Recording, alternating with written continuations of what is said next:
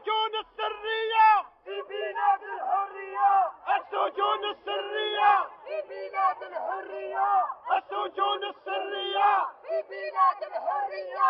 Les arrestations ne se font pas au hasard, elles se font sur la base de listes de personnes qui sont citées soit sur la torture, donc quelqu'un qui cite des voisins, qui cite n'importe qui, et là on arrête ces personnes. Et le phénomène de la disparition était enclenché lorsque la justice ne pouvait plus répondre à la volonté politique de mettre des gens à l'ombre sans preuve. Tout Algérien qui souffre est un danger. Et tout Algérien, donc, peut être ciblé, si jamais il manifeste son mécontentement dans son quartier ou dans son travail, de se retrouver un jour disparu. C'est moi la voix. Non, c'est moi la voix. Nous sommes la voix. Nous sommes tous la voix des sans-voix. Monsieur Hamel, bonjour.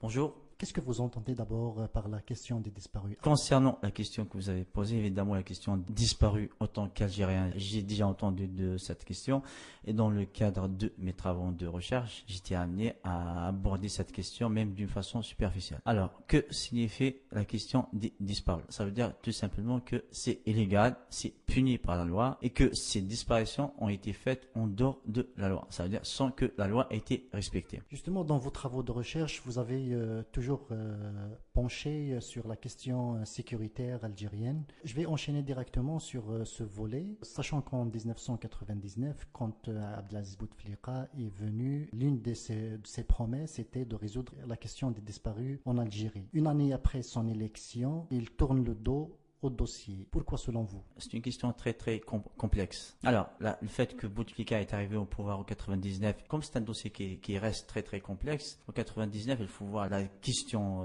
de l'Algérie, que ce soit politiquement, que ce soit sur le plan sécuritaire, de mon point de vue, que peut-être elle s'exprimer dans ce sens que le problème a été réglé, mais fondamentalement, la question n'a pas été réglée. Il y a d'autres priorités en 99, c'est la question de la sécurité. Je pense que la question des disparus ne peut pas être réglée sans rétablir la sécurité et l'ordre avant tout. Une démocratie ne peut pas être fondée et construite sur long terme sans que ce type de questions, puisqu'il y aura d'autres, il y a d'autres qui doivent être réglées.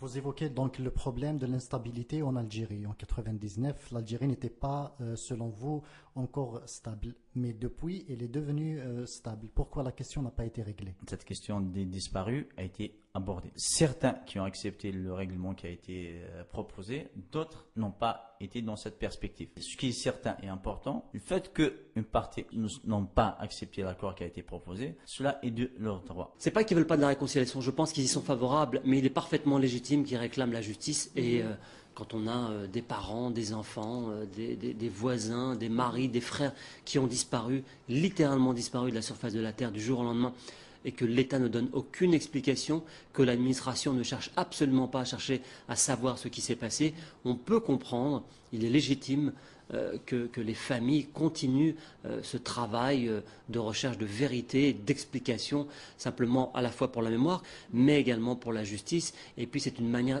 de s'inscrire également dans l'avenir. Il faut voir la question de l'Algérie en termes de perspective d'un État qui sort d'une guerre civile. Il y a des fois, dans l'une de mes propositions à certains problèmes que connaît l'Algérie actuellement, en fait, sur le fond, il y a un besoin réel de mettre en place un groupe de recherche pluridisciplinaire qui va justement aborder cette question des années 90 d'une façon beaucoup plus profonde. Et au cours de ce travail de recherche, certaines questions doivent être abordées et peuvent être abordées. Certaines recommandations peuvent être faites dans ce sens. Il faut se poser la question, est-ce qu'il y a une volonté politique d'aller dans ce sens? Mais le fait qu'il y ait des contraintes, que ce soit internes ou internationales, les régimes arabes d'une manière générale adoptent certaines réformes vers plus de libéralisation, vers plus de droits pour la société civile, lorsqu'il y a des contraintes internes ou externes. À partir du moment où ces contraintes baissent, et une volonté de reprendre le contrôle sur la société. Dans le cadre de l'Algérie, il y a certaines initiatives qui sont encourageantes. Lorsque je dis ça, encourageante, ça ne veut pas dire que c'est suffisant. Il y a une vraie conscience au sein de nos régions que la situation actuelle n'est pas tenable, que ce soit politiquement, que ce soit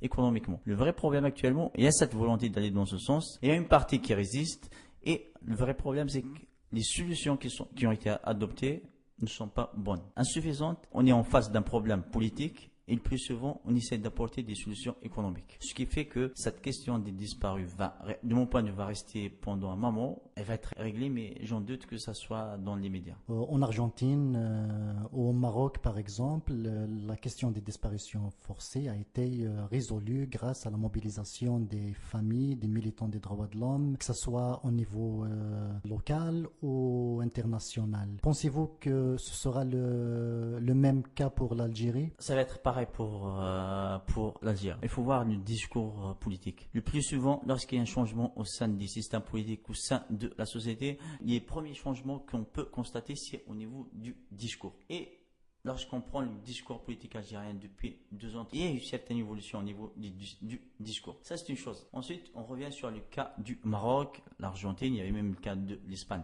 On trouve que le moment où certaines disparitions ont été commises et le moment où des solutions ont été apportées, si on prend le cas du Maroc, les disparitions forcées ont été en tout cas réalisées sous le règne de Hassan II. Il a fallu attendre l'arrivée de son fils en 99. Il y a plus de 20 ans, 30 ans depuis que ces disparitions ont été faites et on a attendu plus de 30 ans pour que ce problème puisse être réglé. Et même dans le cas du Maroc, ce problème n'a pas été réglé définitivement. Il y a certaines questions qui n'ont pas encore été réglées. Le cas de l'Espagne avec la période de Franco, c'est pareil. Ce que je veux dire, c'est que ces sujets qui sont assez sensibles, le plus souvent, lorsqu'elles sont réglées, elles ne sont pas réglées dans les médias. J'en doute que ça va être réglé dans les médias. Peut-être ça va nécessiter 10 années, 15 ans de plus pour que cette question va être abordée d'une façon beaucoup plus paisible. Puisqu'actuellement, on est davantage dans l'émotion. Et lorsqu'on est dans l'émotion, c'est rarement où on arrive à adopter des solutions justes. C'est pour ça que je dis que lorsqu'on prend le cas du Maroc, l'Argentine, ça a pris du temps pour que ces questions ont été réglées. Il y a beaucoup de choses qui ont été dites sur le pouvoir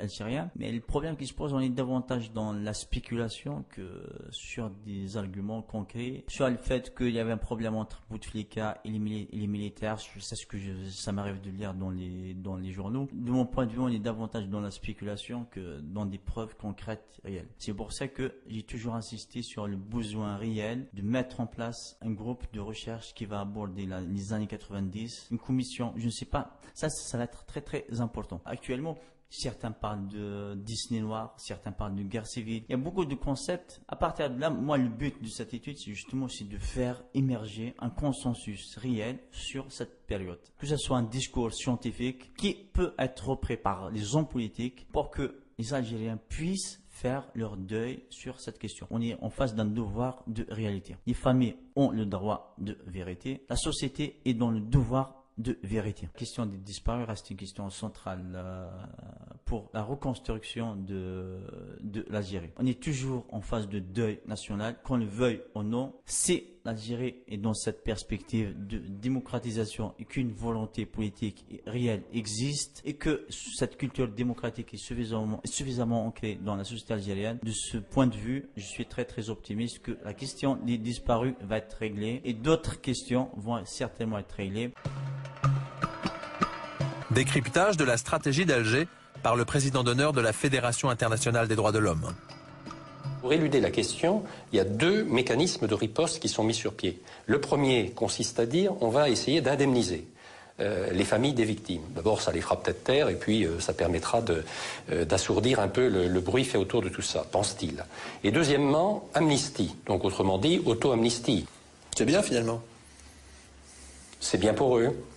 Mais je crois qu'il y aura une morale dans tout ça et que dans quelques mois, quelques années, ces généraux algériens, ceux qui seront encore en vie, auront à répondre de leurs actes. Ils font un mauvais calcul. Dans tous les pays, on a pu constater qu'on ne tourne pas la page de cette façon-là, qu'il y a une recherche systématique d'abord de la vérité et ensuite de la justice. Et il n'y a pas d'autres exemples, qu'on prenne les pays d'Amérique latine, qu'on prenne l'Afrique du Sud, qu'on prenne aujourd'hui le voisin marocain. Il n'y a pas d'autres exemples. On est rattrapé, on est poursuivi par son passé. Il devrait d'autant mieux le savoir que même ce qu'on appelle la guerre d'Algérie a rattrapé les Français eux-mêmes 40 ou 50 ans plus tard.